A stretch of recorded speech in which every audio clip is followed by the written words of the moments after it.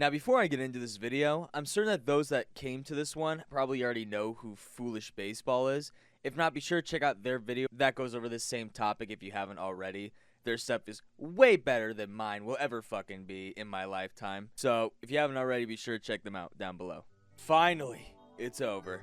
The 1898 Cleveland Spiders season has officially come to an end, with a gut-wrenching loss to the Louisville Colonels. The season was quite disappointing, with them being 5th in the National League behind Boston. That was the name, just Boston. The Orioles, Reds, and the Chicago Orphans.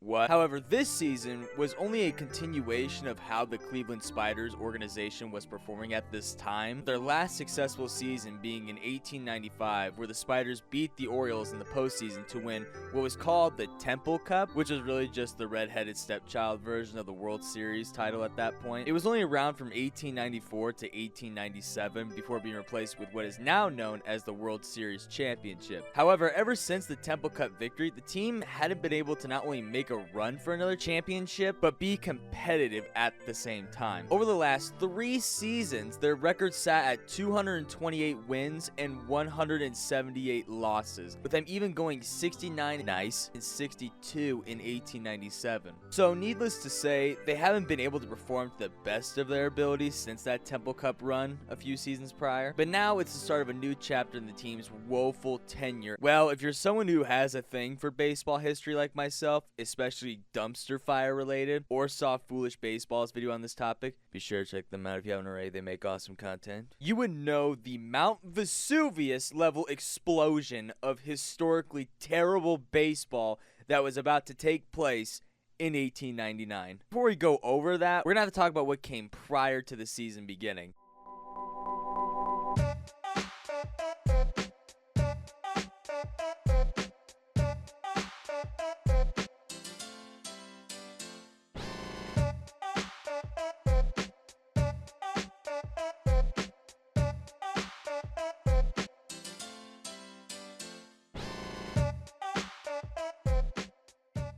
Now, the person that would be the captain of this Titanic-level disaster begins with the owners. Cleveland Spiders were owned by the Robeson brothers, mainly being manned by Frank DeHaas Robeson. Frank Robeson was born in 1852 in Pittsburgh, with Frank and his father-in-law, Charles Hathaway, organizing the Hathaway and Robeson Company, which built and operated street railway systems.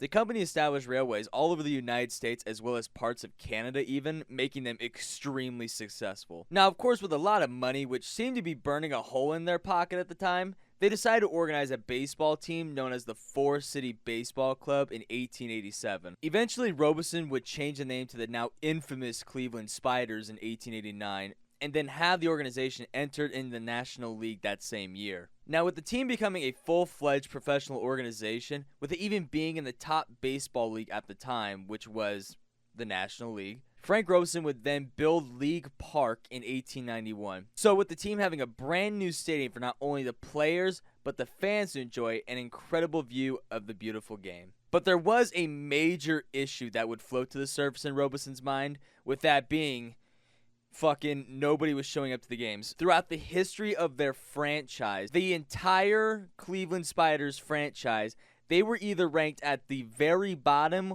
or damn near it in attendance numbers.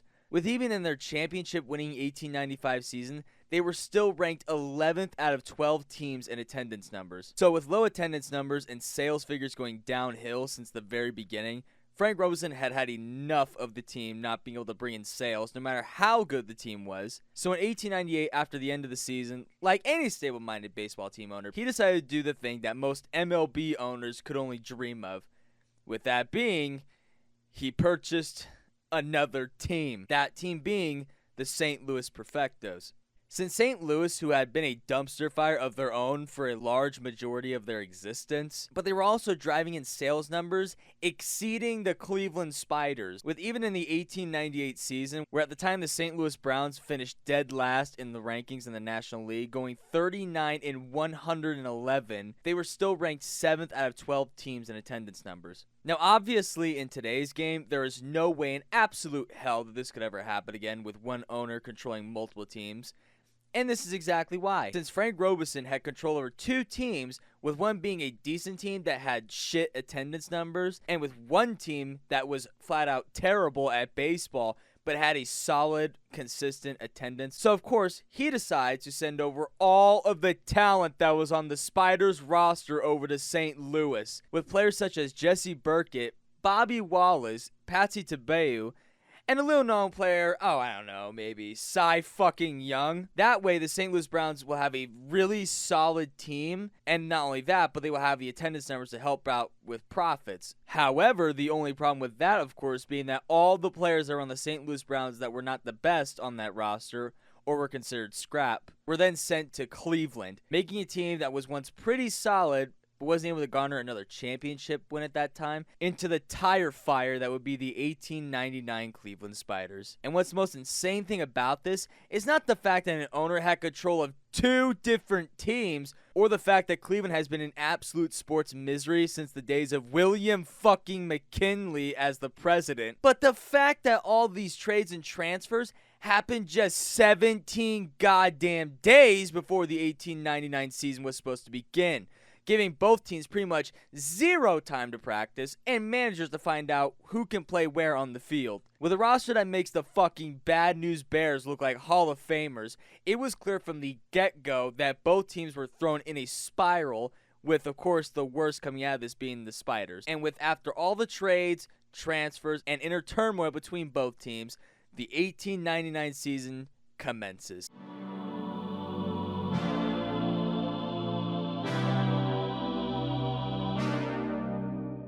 And so, the 1899 season begins, and I tell you what, the Cleveland Spiders came in fucking swinging in absolute suckage, as the Spiders organization would have to transfer several home games to road games, with them not even being able to play their first home game until May 1st. Keep in mind, their first game was scheduled on April 15th, meaning that they played 8 straight road games to start their season before they played in front of their own home crowd, or whatever was left of it. Going into their home opener, their record at the time was 1-7, with their home opener being a doubleheader against the Louisville Colonels. Hilariously, they would play in front of a massively packed crowd of 100 people. They would end up winning one game of the doubleheader, officially setting their record at 2-8. Now here's where the shit show begins. Cue the montage!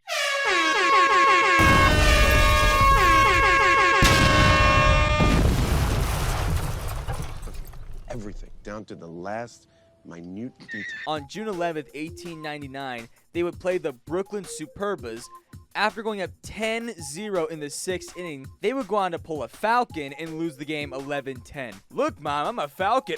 They would then go on to play against the Pittsburgh Pirates on home soil in front of only 58 fans. After the first 38 games, the Spiders had 30 losses, leading to the manager being exiled to St. Louis, leaving them managing up to Joe Quinn, who was the team's starting second baseman. As for the pitching staff, you bet your sweet ass they had some real hurlers in the bullpen. Jim Huey leading the staff in wins with 4, while losing 30 games at the same time, with 16 of them being consecutively. Charlie Nepper was second on the list, winning 4 games as well, and losing 22, and with their third in relief being Frank Bates, who won only 1 game and lost 18 of them. Hilariously, over at the St. Louis Perfectos, pitcher Willie Sudhoff lost 27 games, which led him being sent to Cleveland, where all dreams go to die. However, he would win 3 of his 11 games, earning a ticket back to St. Louis. On July 15th, the Spiders would pull the impossible, but not in a good way, by playing a doubleheader against the Orioles and not scoring a single run. That's 18 innings, and they didn't score one. Not one run. The Spiders would go on to lose their 100th game against the Superbas once again with the score 9-3. And 2 days later, they would play a game against an amateur team in Johnstown, Pennsylvania, and lose that game 7-5. They couldn't even beat teams that weren't even professional. Finally, on September 12th, 1899, they would lose both of their games against the Philadelphia Phillies, setting their record at 19-114, breaking the record previously set by the Pittsburgh Alleghenies in 1890. At this point, as the season continued to drag on and on, the newspapers began calling the Cleveland Spiders the Exiles or the Wanderers. The Cleveland Spiders would play their last game of the season against the Cincinnati Reds on October 15, 1899, with the Spiders' starting pitcher being Eddie Kolb, who wasn't even a professional baseball player, not even a semi-pro player either. Instead, he was a fucking cigar stand clerk who had an interest in baseball. And of course, the Spiders let him play because, honestly, I don't think they thought it could get any worse.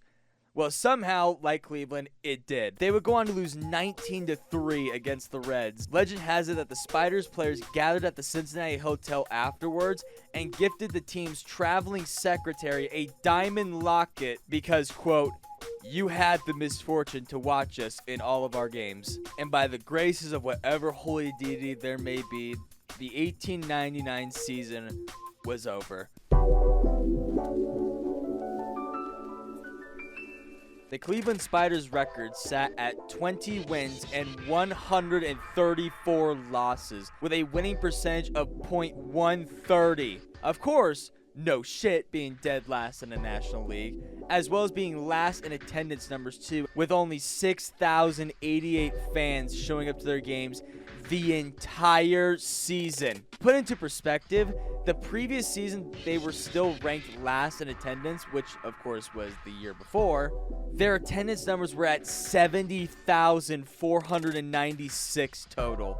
The most fucked thing about this was that the St. Louis Perfectos, Frank Robison's favorite child of a baseball team, where he transferred all of the talent between both teams over to that organization, only went 84-67, with them ironically finishing 5th in the National League.